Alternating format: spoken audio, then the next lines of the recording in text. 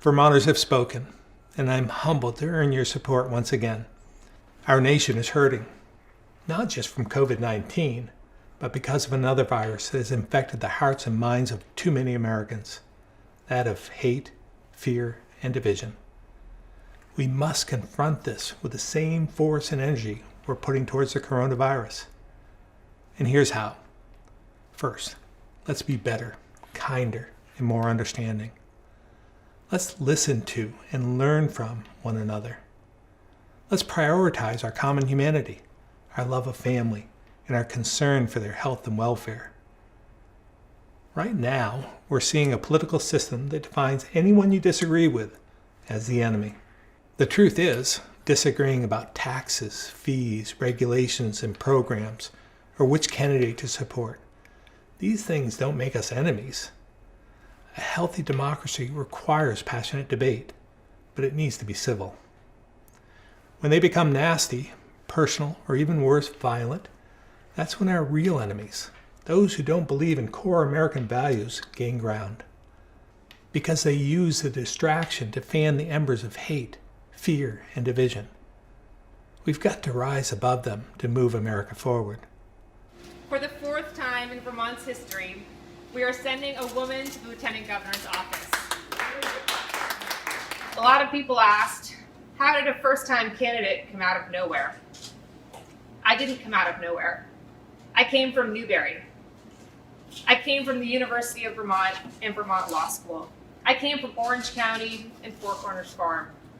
I came from the communities where I've lived and worked throughout my life. Stratton, Bethel, St. Albans, Winooski, Tunbridge, South Royalton, Rutland, Montpelier, and Burlington. My story is the story of so many Vermonters who love our state and want to be part of our future. I got into this race because of what I saw and what I heard across our state. More lights off than lights on, a shrinking economy, a shrinking population, a shrinking tax base, and a generation struggling to make it work. I got into this race because of my deep commitment to keeping a generation here, bringing a generation back, and bringing a new generation to Vermont.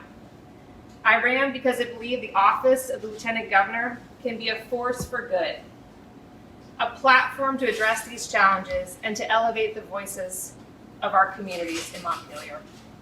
I, of course, want to congratulate Governor Phil Scott on his re-election tonight.